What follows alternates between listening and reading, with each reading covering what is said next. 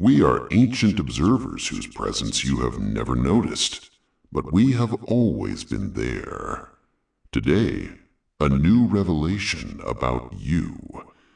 And believe us, it will not make you proud of yourselves. Death has always existed. Every form of life eventually dies.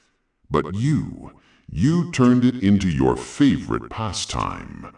No other civilization in the galaxy ever thought to brand death, to ritualize it, to make it the central theme of its history. Congratulations, you managed to make death your masterpiece.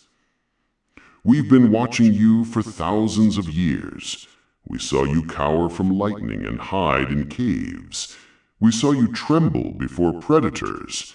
But at some point, that fear wasn't enough. You decided to mass-produce death, and so you invented war. Not just random fights over scraps of food, but entire performances, drums, flags, speeches, while tens of thousands marched off to slaughter one another. We've studied millions of civilizations. Many have died, but none turned death into a parade every few centuries. Only you. And to this day, you call it history. At first, it almost looked innocent. Tribe against tribe, stones and sticks, bone knives. What did you fight over? Water, a patch of land, a woman. You died for the most trivial things, and even then you dressed it up with words like sacred vengeance. We watched and thought, here's a species that could build, yet instead invents new ways to smash each other's skulls. Your first leaders built nothing lasting. They collected skulls and proudly displayed them outside their homes like trophies. In our worlds, leaders create stars. In yours, they collected heads. Lovely hobby. You domesticated the horse. That could have meant faster travel, trade, knowledge shared across distances. Instead, the horse became your tool to drive a spear into someone's chest more efficiently. You were handed speed and turned it into an accelerator for death. When you built cities, it could have been the dawn of the new age. Instead, your first walls weren't built to protect life. They were built to store armies. You invented writing, and among your first recorded words were lists of the dead. Human history began as a registry of corpses. Even then, you couldn't just kill, you had to turn it into a show. Crowds filled arenas to watch gladiators butcher one another. You cheered as one man bled slowly, while another grinned with a bloody sword. For you, death was entertainment, like children playing in a sandbox, except your sandbox was soaked in blood. You even invented music for it, war drums to set the rhythm of dying. Armies marched in formation, not for discipline, but so that men could die neatly, row by row. You choreographed death and called it a parade. Of course, you needed justification, so you invented gods who demanded blood. Every killing could now be called a sacrifice. You killed for the sky, for invisible beings, for promises no one had ever proven. You didn't just kill, you learned how to do it with a clean conscience. And what's more terrifying than a creature that kills with a sense of righteousness? Sacrifice became a spectacle. Beating hearts laid on stone, souls torn out for the favor of gods. The more blood spilled, the holier your rituals appeared. People truly believed the sun would not rise unless someone died for it. Entire religions were built on rivers of blood, and the more you drowned in them, the more devout you felt. You call that time the Dark Ages, and yes, it was a very dark show. Castles weren't built for comfort, but for sieges. Fields weren't grown for food, but for armies. Even your fashion, armor, and helmets. You literally turned yourselves into rattling tin cans, clanking toward yet another slaughter. The great paradox: you killed in the name of love. Armies marched through deserts with crosses on their chests and swords in their hands. You called it liberation. We called it mass field trips to death, all under the banner of holy war. Each side claimed God is with us. Amusing. Every army had its own god, and they all demanded the exact same thing: blood. Your crusades were especially cynical. You marched to free Holy Land, but along the way you burned cities, slaughtered women and children. You called it serving the faith. You turned murder into a pilgrimage. You didn't march to shrines, but to bonfires where entire peoples burned. Then came the witch hunts, another spectacle.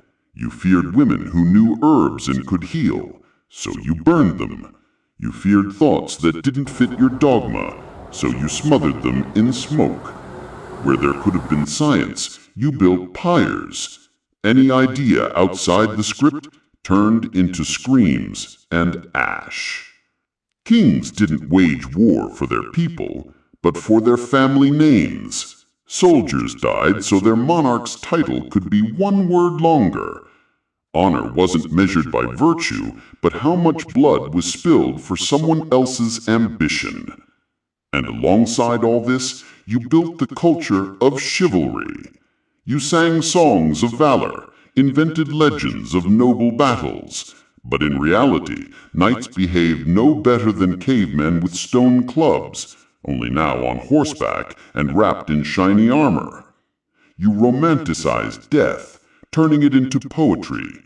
Killing became a story fit for songs and ballads. Gunpowder, a great discovery. Our civilizations used similar forces to uncover new elements, to study the cosmos. And you used it to poke holes in one another from a safe distance. Muskets, cannons, shells. And you even made it ceremonial. Cannon salutes at festivals. Remarkable. Even your celebrations look like rehearsals for killing. You set sail to discover new lands, and the first thing you did when you arrived? Not sharing knowledge, not trading ideas. No, you staged massacres. You called it civilization. We call it genocide tourism. You left behind flags and piles of corpses, excellent souvenirs. Even your scientists worked for death. Alchemists searched for the philosopher's stone and ended up finding gunpowder. Engineers could have built bridges, but built catapults instead. You invented the telescope to gaze at the stars and instantly turned it into a site for killing. Again and again, your intelligence bent not toward life, but toward destruction. Eventually, humanity grew and decided to kill not villages, not cities, but entire nations. Thus were born the world wars. More scale, more blood, more technology. We saw trenches where millions of beings rotted in mud, while millions more tried to obliterate them. Soldiers sat for days waist-deep in water and corpses, waiting for orders to climb out and fall under machine gun fire. You unleashed gas that killed slowly and painfully, ensuring that death was always accompanied by suffering. You built camps where humans were reduced to ash in industrial quantities. You turned death into a factory, an assembly line. And then you split the atom. Of course, your first thought wasn't curing disease. It was building a bomb. One button, and a city vanishes. You created a mechanism capable of erasing all life in seconds. And what did you do after that? You didn't recoil in horror. You built thousands more buttons. Humanity began living on a powder keg, with every child holding a box of matches. Your cities, Hiroshima and Nagasaki became the first places in history where light itself was weaponized. You detonated a miniature sun above your own heads and watched as it burned people into shadows on the walls. You were proud that you could annihilate tens of thousands of lives in an instant. Terrifying for any intelligent being, but apparently not for you. After that, you called it the Cold War. A more advanced civilization would have called it the Age of Frozen Terror. For decades, you lived with the knowledge that everything could end in a single moment. You built bunkers, sketched evacuation routes, produced movies about the apocalypse. You turned the possibility of death into a global pastime, a collective neurosis. Even children were trained not to live, but to survive. Lessons in schools taught them how to duck under desks, cover their heads, as if that would save them from the sun crashing down to earth. Fear itself became part of the curriculum. Those who killed the most were made into heroes. Medals pinned on chests for body counts. Monuments built not to creators, but to destroyers. And you wonder why war never ends? Because from childhood, your children inherit pride in death. Today, you don't always fight with swords and cannons. Now you watch war through screens. News channels package death as a series, complete with theme music and commentary that treats bombings like sporting events. Commercials roll between explosions, and you call it information. You built virtual worlds where millions practice killing every single day. Your most popular games simulate war. Your biggest movies are slow-motion massacres. You pay to sit in chairs and watch heroes slaughter hundreds. We've seen civilizations that celebrate life. You celebrate death in 3D. Even outside of war, you still kill. Muggings, shootings, stabbings, over wallets, over phones. You invented terms like mass shooting, terrorist attack. Other worlds don't even have words for ritualized slaughter of random bystanders. For you, death is so common it no longer surprises. You fetishized weapons.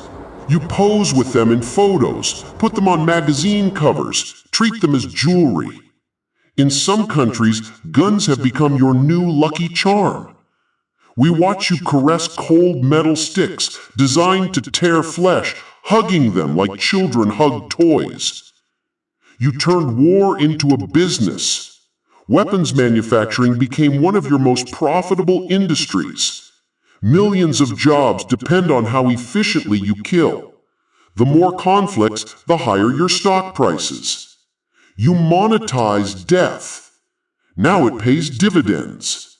You even sell war like a product. Glossy ads, slick presentations, trade shows where companies proudly display their latest tools of mass killing. In our worlds, such expos showcase medicine and technologies for long life. In yours, they showcase faster ways to turn a body into dust. Death is marketed just like cars or smartphones. Slogans promise safety, but the products are bombs.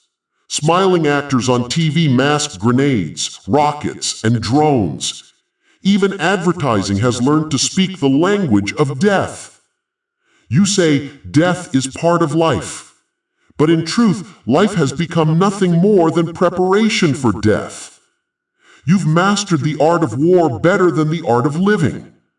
You invent technologies that could grant immortality, but pour them into weapons instead. Soldiers are honored. Peacekeepers are forgotten. History is not your chronicle of civilization, it is your manual for killing. We have studied millions of worlds. Not one of them made death the central meaning of existence, only you.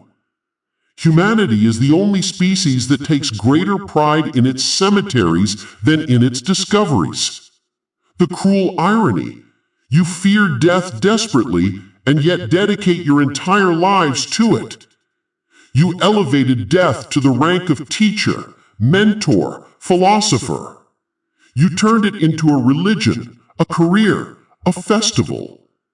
And we still have questions. For example, why are you so afraid of silence? We hear your planet as endless noise. Perhaps it's just drowning out the one thing you really don't want to hear. See you soon.